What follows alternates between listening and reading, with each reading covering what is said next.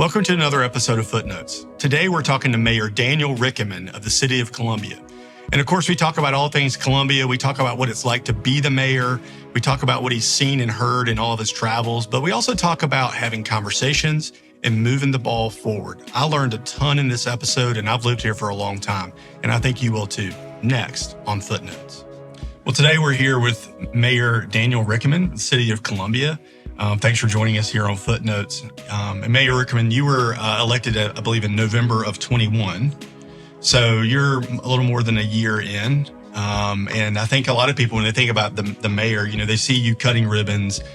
Of course, you preside over council meetings and things like that. But what else does a mayor do in a city like ours besides all the super visible stuff? Yeah, it's interesting because, with a council manager form of government, a lot of people think, the mayor, it's just a part-time, it's like council, but really everything. I'm in the office every day. I'm in the community every day. I mean, we really always equate it to like being a chef of a kitchen. You got to be able to do everything. Mm-hmm. But I thought after being on council several times that, this is, just slide into this role. Well, it's really not that easy. I mean, there's so much going on and everything comes. I probably have 8-10 meetings a day, let alone all the events that we go to. And we try to get involved as much, but you're also being asked your opinion, your decision on things that are moving forward, asking to join different partnerships or line up for funding. So, you're at the State House, you're at Washington, D.C. lobbying,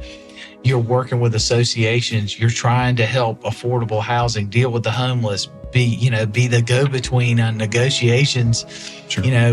With different groups and neighborhoods, let alone internally with 17 different departments. So engaging is part of it, but it's an all day, everyday job.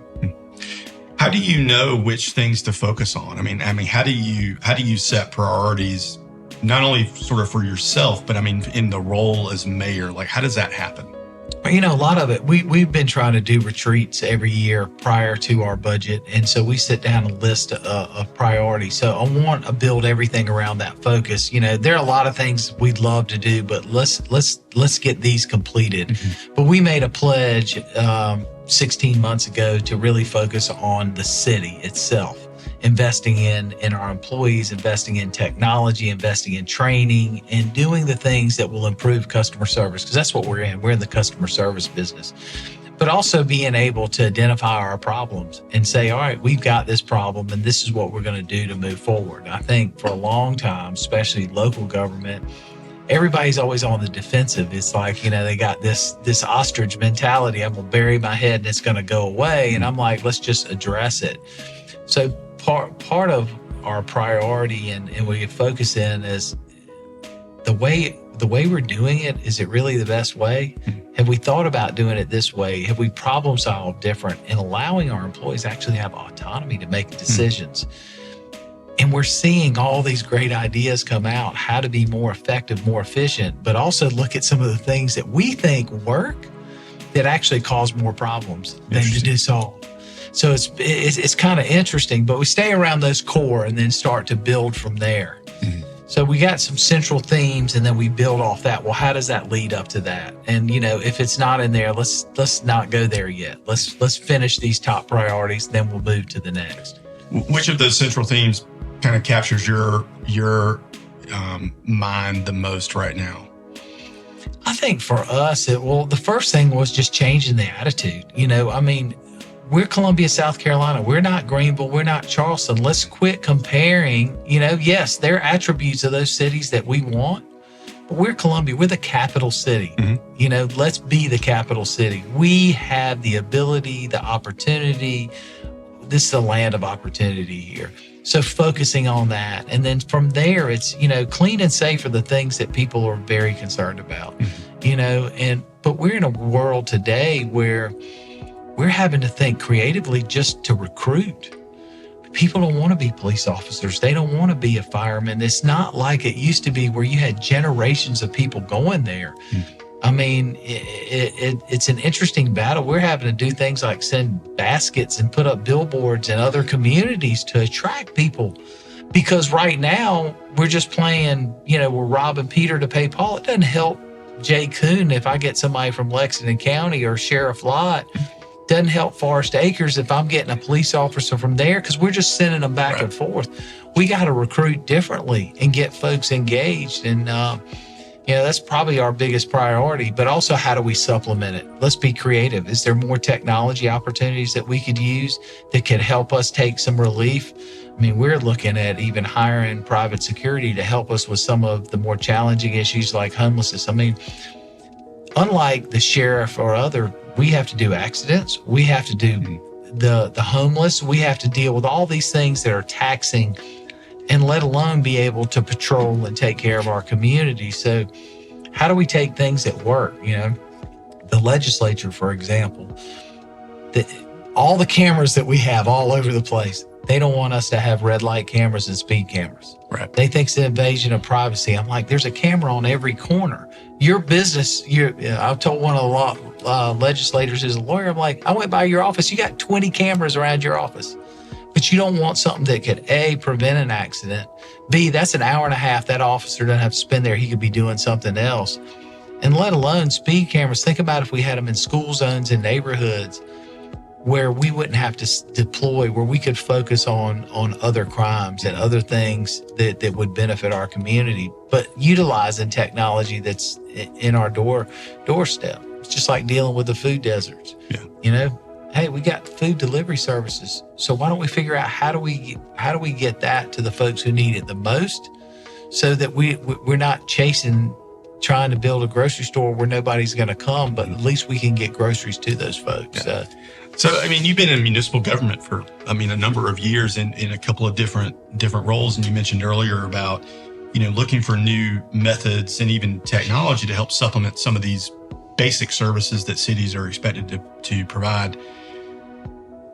Based on what you've seen, why does it seem that government just lags so much in maybe use of technology or even the ability to think differently, or even empower the people who are closest to those problems to solve those problems? It seems like the private sector sort of almost instinctively does that. Why does government lag? Favorite line is that's the way we do it.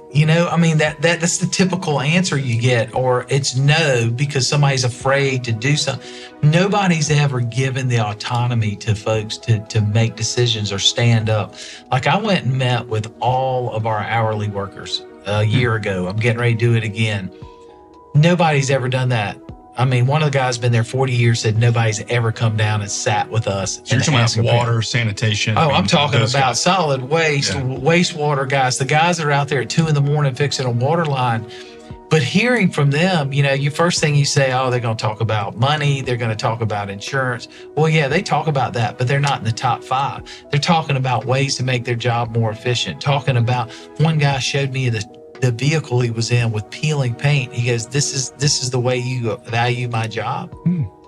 Well, you start to think about that. Well, the little things make a big difference to put pride in there, but also listening to, hey, did you know that y'all require this certification for this job? We lost 3 great candidates who had experiences because they didn't have a degree, but they've been in that business for over 5 years. They got real life experience.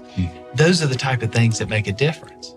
It's just like, going to the zoning office where a guy say, well, this happens all the time. I'm like, well, why didn't you tell somebody above you to pass on to city council, hey, y'all need to fix this ordinance. You're actually causing more problems than you're solving. We ought to be able to make a on-the-spot decision on that. So I could go to the site and make that determination right then and there, instead of it trying to put a square peg in a round hole because you have this universal ordinance.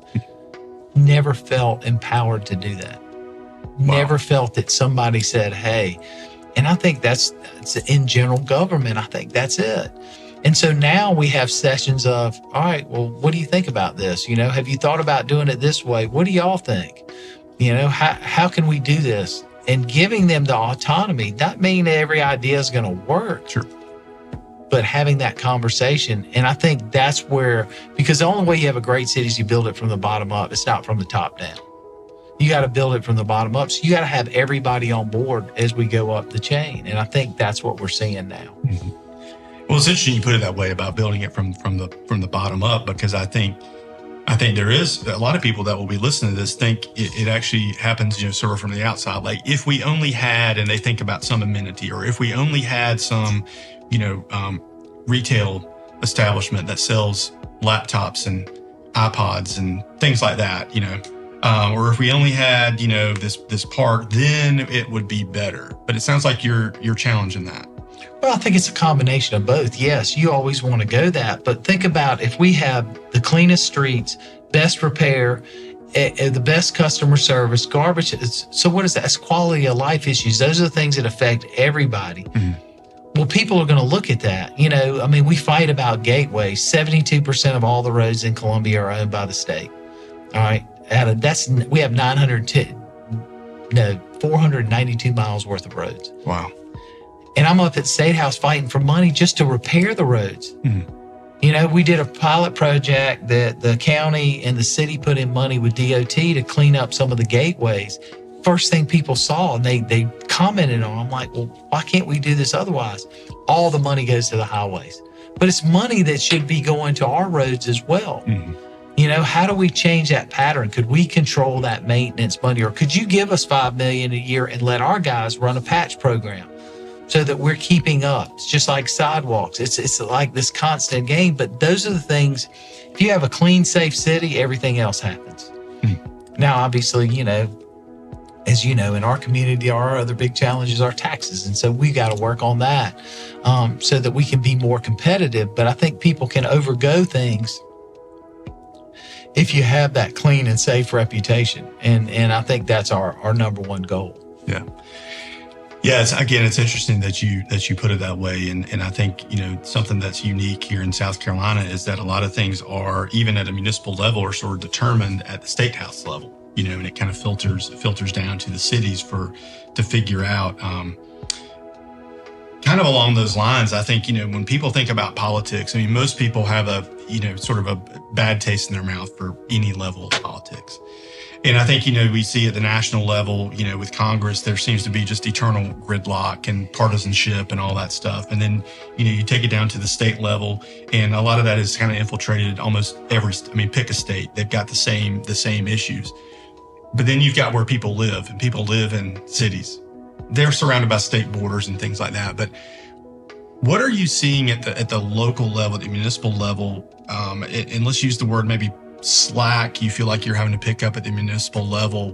How has that changed over your years? Because you've had a pretty long view of municipal government, but we've looked at the national and the state levels of how they've changed dramatically over, say, the last 10 years. What's that doing to cities?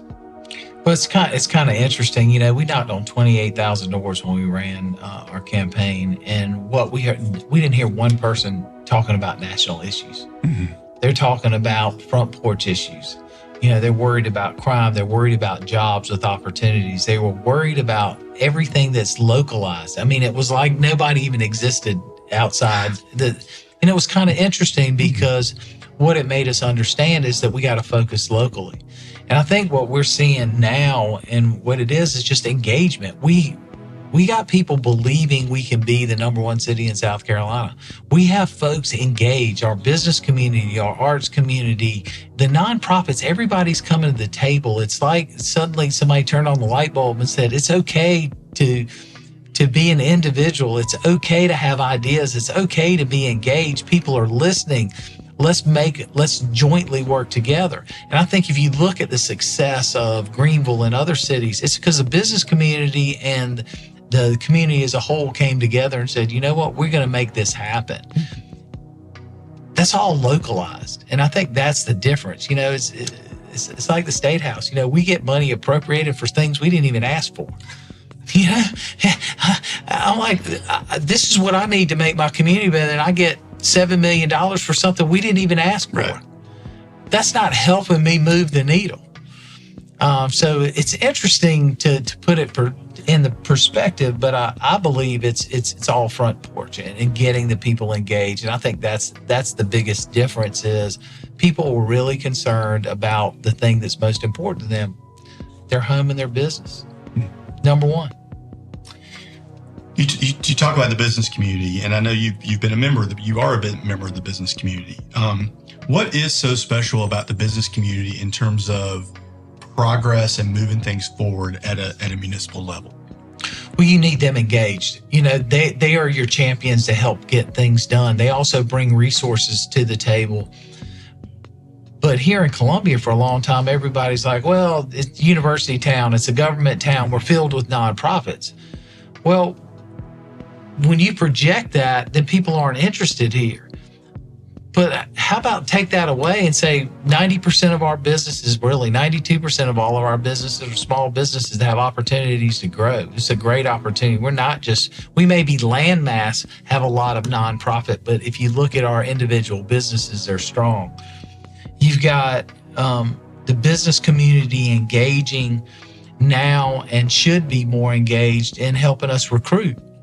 If you look at the leaders in South Carolina over the years, there were folks that were pushing in and going, all right, we need these gaps filled. This is how we're going to grow. So Columbia, South Carolina, we're not going to be a manufacturing community. Blythewood's with Scout Motors, fantastic, excited about it. But we need urban development. So, all right, guys, well, let's recruit together. If I'm First Citizens and I'm the banking, well, is there a banking technology company that we ought to be here that could fill a gap for you guys? We're an insurance hub now. So we're the different insurance companies. Hey, if you're providing all those services from everybody from Mutual of Omaha to Blue Cross Blue Shield, well, let's bring more of those guys here. I don't care if it's their cyber, their back office, whatever, that engage. We got a Crown University here, right? The business school. 3 decades of international business program. Not one person's ever gone through that alumni directory and said, hey, you're in a C-suite now. You remember your great times in Columbia? Help us bring one of your divisions. That's the kind of stuff that we're doing now that wasn't done before. But that's where the business community help. Because when you show up with business leaders and community folks and you go to a business and say, we want you here, that's a different message than us, some site recruiter, scouting around. Right. And we got to tell our story. We got to sell. But the business community's got to be a part of that. So do our neighborhoods, because quality of life is such a bigger play today than it ever has been. And that's what these employers are looking for. So they play a major role in everything from our arts community to recruitment to quality of life, to investment downtown. We have a huge need right now for Class A office space. But we need folks to invest in that. So what do we do with the B and C? That's where we got to step in and say, all right, well, let's figure out how do we convert that so we get more people living downtown. Yeah, it's it is definitely multifaceted, and it's interesting to hear you talk about the different facets. I'm also curious. So you're one person, and you were elected, and as you alluded to earlier, a lot of times the ideas are out there. They're not necessarily confined in one person or even in a small group of people. Where do you learn? Where do you go to get those ideas? Maybe you mentioned city staff and you're having dialogue with them to find out kind of nuts and bolts things in their job. But just out of curiosity, you're the mayor of a capital city.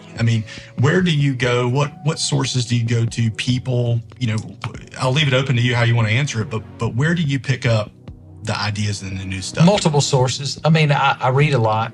I try to see what's going on. But, what's been great about being a mayor and being part of the U.S. Conference of Mayors and other mayor association is sharing ideas. I get more about going to that conference, meeting with people than I do from the conference itself. But it's great. Like the mayor of Denver, I was talking to Mayor Hancock. I was like, yeah, we, constantly trying to deal with neighborhoods and traffic. He said, we just spent $100,000 doing the study with it shows all these great innovative ways, everything from art, asphalt, this and that. He goes, I'll have my folks send it to you. There's no reason for you to do it yourself. Guarantee you can pick ideas out of it. That's the kind of things that help us, because you got sitting in the mayor's seat is different. So you got a different perspective, but you have all these different avenues where these other mayors, they've done things, they've tried. Just like the mayor of Austin was telling me, they just built 3 new municipal buildings, did it all on a capital lease with a private developer. They saved 20% got brand new. And I was like, well, how did y'all structure? He said, we did a capital lease because we sat there and figured we'll save 20% just because we didn't have to procure every part of it. And he said, we got what we wanted and we're able to pay over a period of time. And then the lease, we get it. So it's a win-win for our community in today's environment. I think meeting with people constantly, listening to ideas from not only community members, business community, having dialogue, sitting around the table. We used to have at City Council until 2017, when I came back, they would have work sessions at the podium. You're sitting up there, you can't have a conversation. We need to sit around a table like this and share ideas. I think more happens with that, but people buy into that, Right. Yeah. So you get people and community members to talk to us. So it's a lot of conversations and listening to different ideas and picking pieces. How do we put it together? But also using the universe that's out there. You got business leaders who have been in other communities that have seen things. You've got, like I said, the mayors and those connections, and their staff people love it. Like we were talking about removing all the parking requirements. And, we had people in town going crazy. Oh my God, you're going to destroy the neighborhoods. All these corridors going to be filled. Well, the best city to take advantage of was the one who's done it the longest, which was Fayetteville, Arkansas, university town, this, that. So we called the planning director. And he shared all this information with us. And he's like, look, he said, our neighborhoods fought us. He said, we even had one neighborhood where these border neighborhoods, we took 150 spaces off and made them residential only. He said, within 2 years, we would put them back to public spaces because nobody used them. There was not this onslaught. It was a nice, steady growth. But he said, we got rid of parking lots and we got buildings. We got upgraded stormwater systems. We got LEED certified buildings. We got all these things that happened because we took away the barriers for somebody to go there and make an investment. Now we got more people living downtown. We got more restaurants. We got more retail. So, we don't have to reinvent the wheel, but we can also learn a lot from these different communities. And, the internet's a wonderful thing. Yeah. Well, like you said, the ideas are out there, and I think it's encouraging to hear you talk about the conversations, that you've got to, you can use the internet for a lot of research. You can do all your drive-bys. You can maybe get ideas, but what I'm hearing you say is to flesh out the ideas and try to get them workable. There's no replacement for interaction. Absolutely, 100%. And the more engaging we can, I haven't done a state of the city or anything yet. But for one, the first year I was just there 2 weeks. I was like, I'm not going to do it. And this year I was like, you know what? I think what we're going to do is later in the year, do town halls in all the districts. Go to each one and have couch conversations. Talk to people. What's working, what's not working? What do you see? What do you want for the future? What do we got to do to take all these empty lots in your neighborhood and put more housing in it? How do we deal with affordable housing? We all have to work as a community. Everybody wants single family only in their neighborhood. But The reality is we got to have quadruplexes, duplexes. We got 16,500 and something units that are needed in the next decade here. Yes, wow. We can do some of it downtown. Mm-hmm. We need to high rise. It was interesting. I had somebody last night say, don't allow any more tall buildings. You're going to block our beautiful river. Well, you can't see the river from anywhere. You can barely see the river when you're at the river. But let's do things to enhance our access to the river. Yeah. But let's encourage more people to live downtown. Let's get more people here so we have more things. This community gets 15 million visitors a year. Only 5 million spend the night. So think about if we could up that number, what that would do for our economy, what that would do for more restaurants, retail, more experiences, more entertainment. It enhances. We become a pretty good tourist. Myrtle Beach gets 22 million visitors a year. Wow. So you start to look at that and you go, really? That many people? But we're in the crossroads. We're in the crossroads. Think about if we had more concerts, more events. We had more access to the river where people could enjoy those Class 2 rapids, more of the fishing and stuff that goes on there. It's probably got some of the best fly fishing for striper and trout from the Saluda up. Well, we're getting ready to open that all up where you have access. the ecotourism to come, let alone the civil rights tourism that could be here. Columbia played such an intricate role. I learned something every day in history. And it's not just when Sherman came and burned down Columbia. I mean, it's just, there's so much that happened here before it happened somewhere else. I mean, Miss Fleming, who went against SC&G about sitting on the bus, was the cornerstone for Rosa Parks. Rosa Parks get all the credit, but Miss Fleming, right here, and she worked for an attorney in town whose family, I mean, he's still living and remembers as a kid her working in his house, but telling that oral story. But that's history that happened here first. It's kind of interesting. Yeah, I mean, and that's also an interesting stat that 15 million people a year visit the Columbia area versus Myrtle Beach, which people just naturally associate with as a leisure destination, gets 22 million. That's not a big difference given, what's attracting people here versus what's attracting people there. And I agree with you that as a hub of government, as having, maybe 8 total universities, and the way that the interstates sort of the confluence and being centralized in our state, there's already a lot of people coming here. We're getting a lot of eyeballs and a lot of visits from people that we probably have no clue are visiting here, who are looking at our community, who are looking at those But things. keeping them here. One of the things that we did, we created this intercollegiate council of engagement. So I have members from every college and university in this town meet with me once a month. And it started off with why are y'all leaving? Well, we found out there's no young professional housing options, that folks are looking to live just like they're living in these luxury student. They want the similar thing. They want to be downtown. They want to be in the center. They're not interested in driving. They want to walk to work, walk to entertainment, walk to their services. They didn't feel engaged in our community. They felt outsiders. That every time, they lined up at a bar, there's a picture in the state paper or WIS or somewhere else, but yet we allow everybody to line up at Soda City, and they're like, look, we're a major economic development, but we also didn't know about all the internships. Like, they don't even know what happens on each other's campus. So Right. part of our, we got 60,000 plus students in this community. So you start looking at that. That's our future workforce. Mm-hmm. That these are folks that are consumers, they're engagers. So why don't we So we started to get them. That's why we did an Apple Store campaign, is to get the kids involved and help recruiting. So they're invested. I took them to meet with the Midlands Business Leadership Group so they could have an honest, open conversation and say, we didn't even know most of you businesses existed. We didn't know you had internships. Getting them to cross-pollinate so that the kids at Benedict and the kids at USC are converging in our town and being engaged, not just sticking in their 6-block bubble. University gave 2,000 tickets this year to all the other schools for the concert they had for their kids for the homecoming. So it was a great opportunity for kids to mix. We did a college side hustle. We did a block at Soda City that we paid for to allow them to come and sell. A way to get them engaged with each other and more. And a lot of it's communication and engagement. I've probably been at Benedict more since I've been elected mayor than I did 12 years of being on council. Dr. Artis engaging, bringing people in, getting her kids exposed to all this.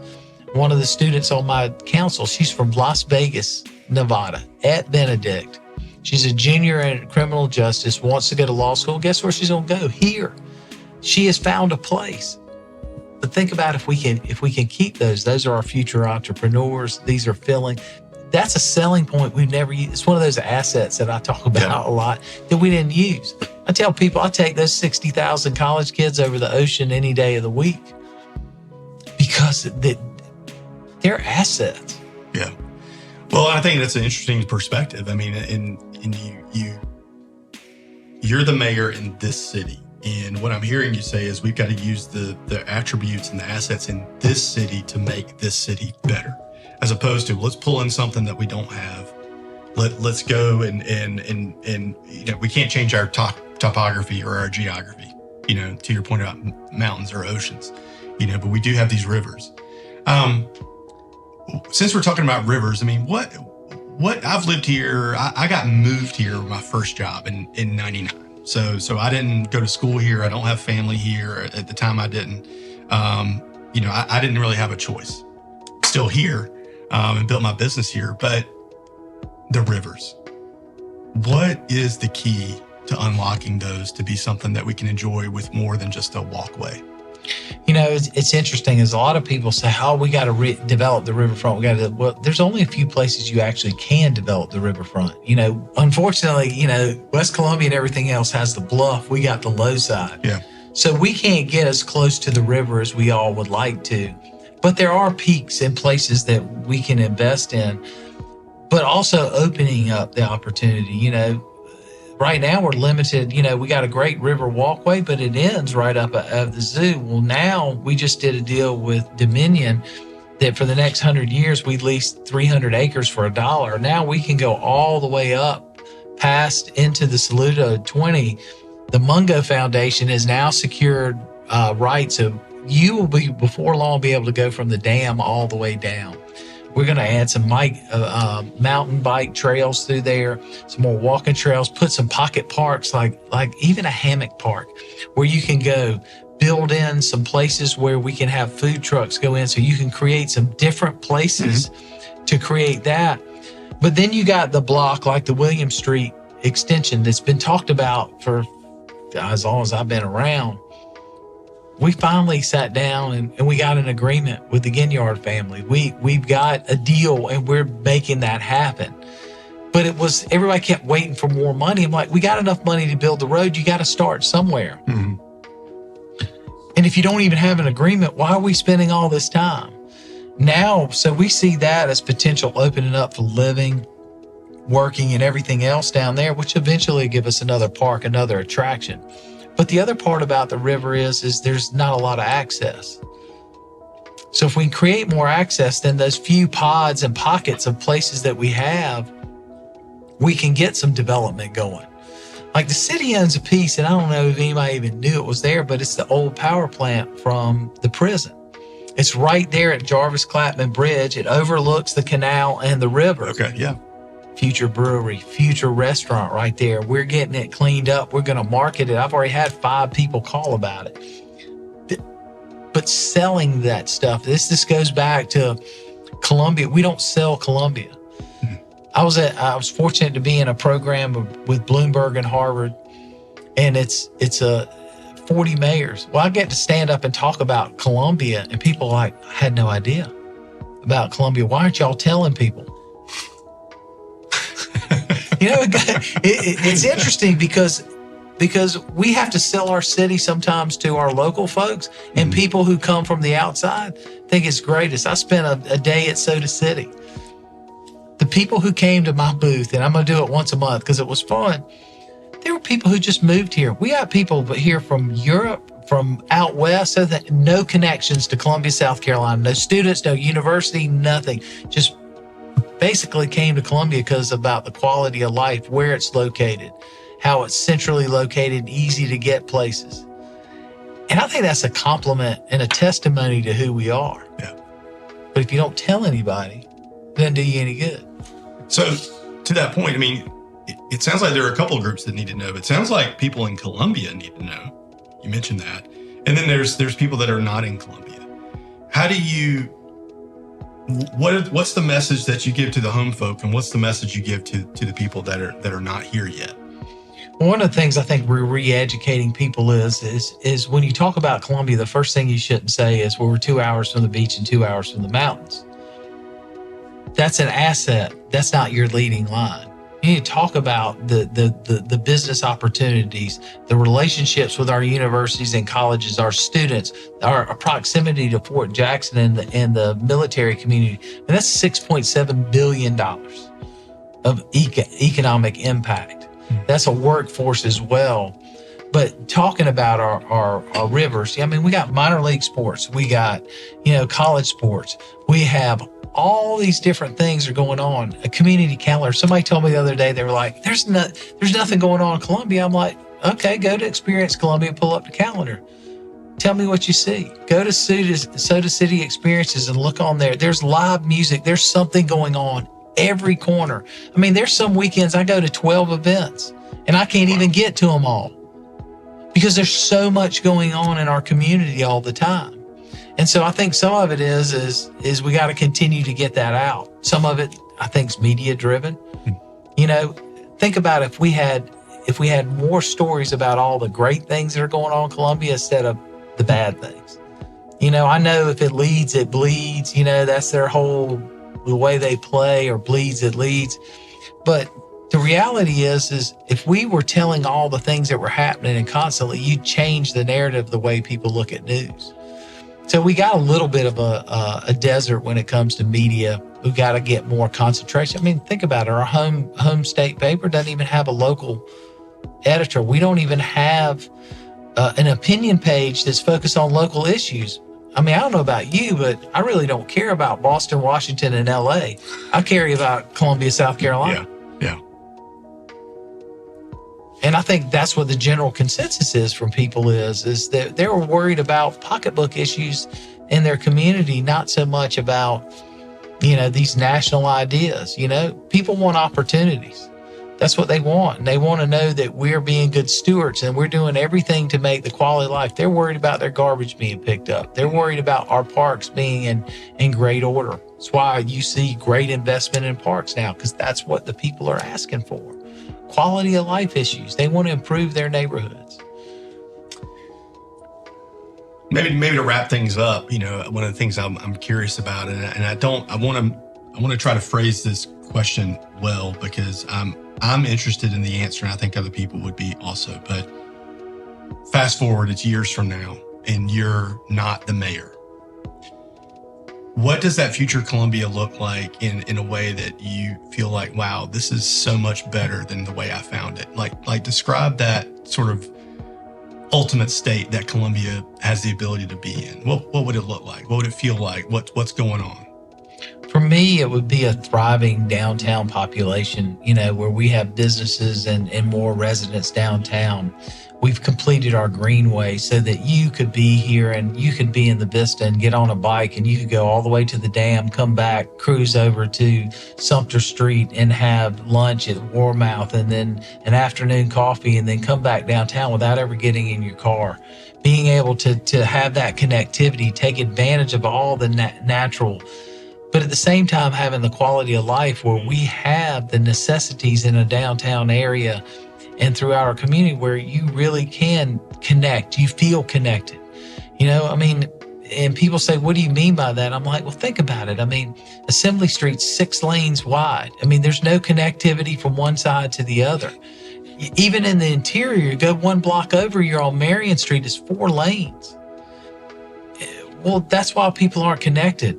Think about North Main. If I could pick a place that I think has got so much potential, Elmwood to River Drive, it's the first step.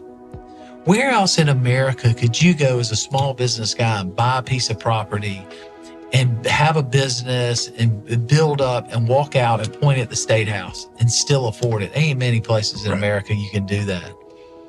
But once that's picked up, think about people walking, it's connected. Shops, people living in apartments above these shops, businesses interacting. We're splintered. Let's connect. To me, having a connected community that's clean and safe is what when you look at downtown Main Street and people walking around and the trees and the businesses and the light, the energy you feel from that, that's the way every one of our streets should look. That's the place where I want to live. I like the way that you describe those things. And I even, if I could say this, and I guess I can because it is our show, but I like how you didn't talk about a retail establishment, or you didn't talk about sort of an amenity. You talked about just connecting a lot of what's already there and making what's already there sort of the next version of itself. Because I think you're right. There are parts of our community that may have been thriving at one time. They're not for a number of reasons, but that doesn't mean they can't get another turn. And that's what we need to be selling to people. When I'm taking in, I brought a whole bunch of institutional investors down here and I rode them around and it took them to North Main. I took them to 5 Points. I said, this is our most iconic neighborhood. And right now we got 4 vape shops and this and that. We got all these empty. We need investment here. And talking about block by block transformation of what that could do, because that becomes a hub in itself. But then it also helps us connect that. So you connect that to Main Street. You connect the Vista to Main Street. Then you take Main Street, connect it down that way. But then you bring in the greenways. We're building back up. Yeah. Those communities. Two Notch Road, you ride down Two Notch Road and you're like, empty building. Well, what if we put housing there and start building neighborhood retail? You start getting services. You're bringing things to those people, but we're giving people a little bit of new, but reviving. And if you look at the successful communities, Nashville's a great example. After the flood of 2010, they had this, that's when their growth started. But you look what happened is they built up all these neighborhoods and these areas that were in the downward slump. They went in there and they invested in it. Now you got, last time I was there, it was like 24 cranes in the sky. I mean, it's just crazy. They've become a hub. But then you look at Charlotte, South Boulevard, nothing but warehouses, antique stores. Now you got a thriving community. Lowe's just built a tower there. That's where all of their back office, everything's there because people want to live, and it's thriving with restaurants, Jenny's Ice Cream and these places.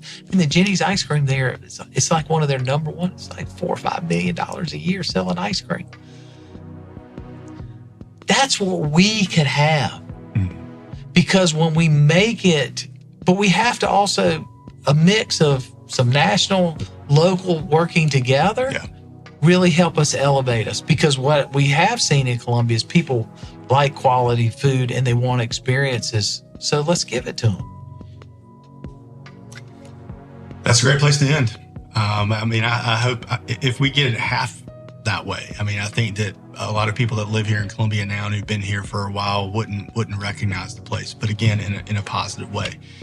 Thank you for what you're doing. Thank you. I know a smidge about public service, and it's not easy. The pay is pretty lousy given the amount of time that you're having to put into it. But I appreciate you being out there, not just with your pom-poms, but also with your pad and pencil to listen to people and take down ideas. That's the kind of stuff that's going to move us forward. Yeah, well, I have to tell you, John, I appreciate you having me here. But, for me, this is like the greatest job ever. And people laugh when they say that. They're like, I said, every day we're making progress. And so it's great to get up in the morning, but people are engaging. People want to do things. And I don't know that I experienced that in the 12 years before being on council. This is the first time that I've seen people really, believe in their community and want it to improve. And I think we need to harvest that energy and just go forth full speed ahead as fast as we can. Well, again, thank you for that. Thank you for agreeing to be on the show. And let's keep doing more stuff. Sounds good. Thank you. Thank you.